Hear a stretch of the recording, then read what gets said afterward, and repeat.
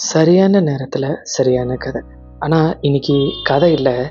நான் ரசிச்ச ஒரு விஷயத்த ஷேர் பண்ணிக்கணும்னு நெனைக்கிறேன். நான் ஆஃபீஸ்லேருந்து ரிட்டர்ன் வந்துட்டுருக்கிறப்போ, ஒரு குட்டி யானையில இந்த ஃபங்ஷன்லாம் முடிஞ்ச பிறகு, அந்த ஃபங்ஷன்ல யூஸ் பண்ண எல்லா விஷயத்தையும் பேக் பண்ணி மறுபடியும் எடுத்துட்டு போவாங்கல்ல.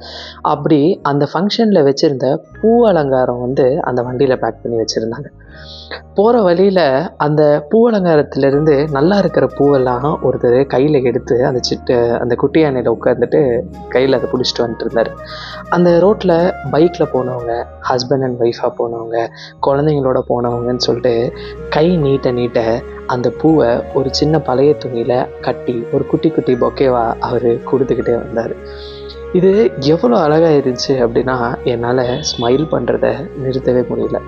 சின்ன சின்ன விஷயத்துலயும் சந்தோஷத்த பார்த்தீங்கன்னா, வாழ்க்கையும் சந்தோஷமா இருக்கும். சரியான நேரத்துல சரியான கதை.